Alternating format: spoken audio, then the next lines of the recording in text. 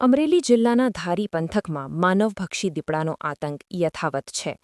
ધારીના Gopalgram સરંભડા road પર આવેલી સીમ વિસ્તારની એક વાડીમાં દીપડાએ 5.5 વર્ષના માસૂમ બાળક પર હુમલો કરી તેને ફાડી ખાતા સમગ્ર પંથકમાં અરેરાટી વ્યાપી ગઈ છે.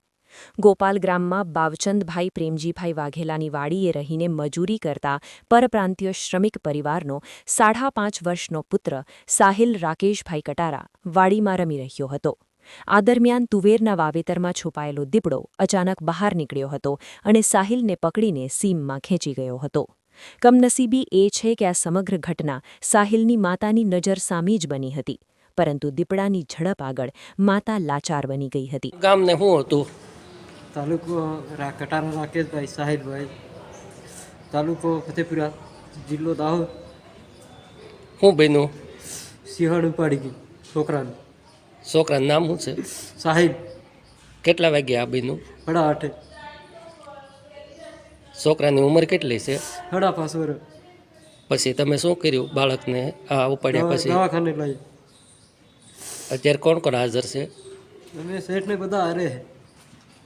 ઓકે સર, અહીંયા બનાવ શું બન્યો છે અત્યારે?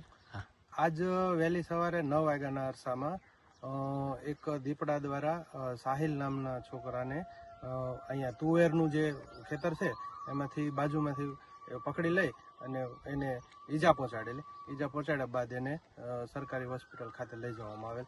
ત્યાં એમનું મૃત્યુ નિપજેલ. સર, હવે આગળની કાર્યવાહી શું કરવાની છે?